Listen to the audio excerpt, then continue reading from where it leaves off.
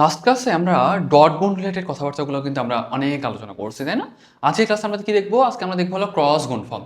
তাহলে দেখো, আমরা লাস্ট ক্লাসে বলছি আমাদের ভেক্টর গুণফলের জন্য কিন্তু আমাদের দুইটা প্রসেস আছে। একটা হলো তোমার ডট গুণফল, একটা আছে কি ক্রস গুণফল।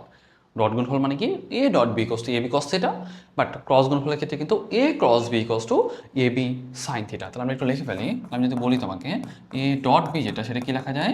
এ বি কস থিটা লেখা যায়, তাই না? এ বি কস থিটা লেখা যায়। আর আমি যদি তোমাকে বলতাম যে ভাইয়া এ ক্রস বি ইকুয়ালস টু কি লেখা যায়, তাহলে বলবা এ বি সাইন থিটা। এখন সেমভাবে তোমাদের একটা জিনিস দরকার, এবং এখানে কিন্তু অবশ্যই আমাকে একটা তোমার একক ভেক্টর দিয়ে গুণ করতে হবে। কেন? কারণ আমরা জানি যে যেটা ডট গুণফল যেটা, সেটা কিন্তু আমাদের ভেক্টর রাশি তৈরি হয় না, স্কেলার রাশি তৈরি হয়। স্কেলার রাশি কিন্তু কোনো দিক নাই, তাই না? কিন্তু ক্রস গুণফলের ক্ষেত্রে কিন্তু আমাদের ভেক্টর রাশি তৈরি হয়, এবং ভেক্টর রাশি কিন্তু একটা দিক আছে। দেখো, এ হলো একটা মান, বি একটা মান, সাইন থিটা একটা মান, আলটিমেটলি পুরোটা কিন্তু মানই হইতো। তোমাকে অবশ্যই যখন ভেক্টর গুণফল করবা, সে কিন্তু একটা দিকের অবশ্যই ব্যাপার থাকবে, তাই না?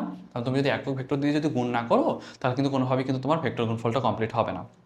তাহলে এখন যদি আমি জিজ্ঞাসা করি যে ভাইয়া এ ক্রস বি ইকুয়ালস টু কি লেখা যায়, এ বি সাইন থিটা ইন্টু ওই দিকটাতে একক ভেক্টর। ওই দিকটা বলতে কোনটা? এ আর বি যেই তলে আছে সেই তলের সাথে লম্ব বরাবর।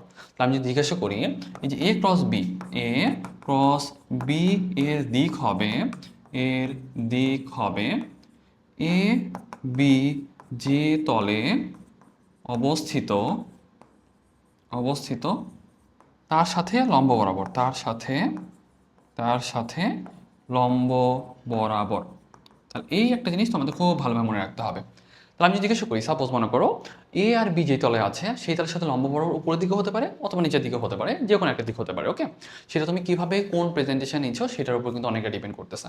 তাহলে আমরা যদি একটু জিজ্ঞাসা করি যে ভাইয়া এ ক্রস বি কোসটি কি লেখা যায়, তাহলে বলবা এ বি সাইন থিটা লেখা যায়। এটা হলো তোমার মানটা। আমি যদি জিজ্ঞাসা করি ভাইয়া এ বি সাইন থিটা, এই মানটা কখন সর্বোচ্চ হবে বলো তো? আমরা জানি সাইন থিটার মান সর্বোচ্চ হলো 1, তাই না? সর্বোচ্চ হলো 1, এবং সেটা তখনই হয় যখন থিটা ইকুয়াল টু 90 ডিগ্রি হয়।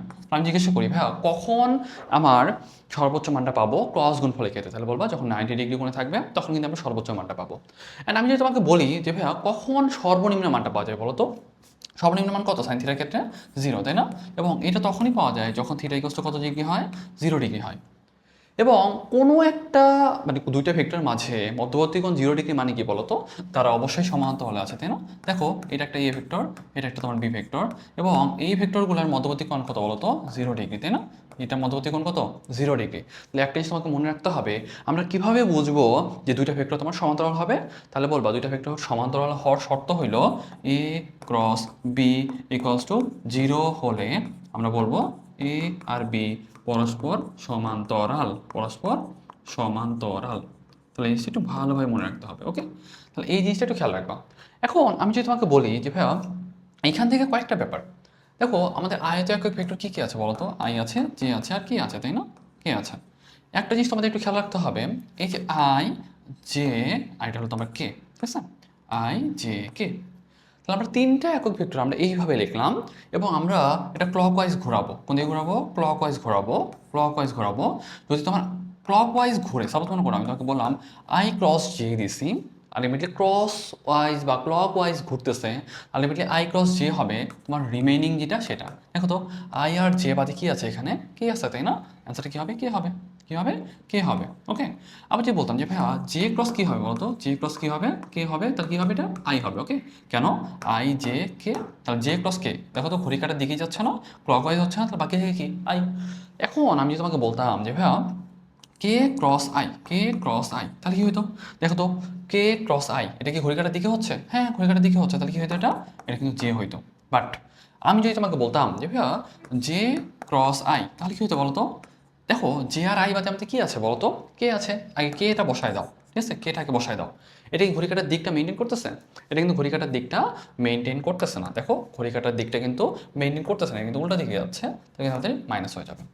আরেকটা জিনিস তোমাদের বলে দেই, সাধারণত যে আই ডট আই, হ্যাঁ, আই ডট আই সেটা কিন্তু আমাদের 1 হচ্ছিল, তাই না? কিন্তু আই ক্রস আই যেটা, সেটা কিন্তু আমাদের 0 হবে। কেন?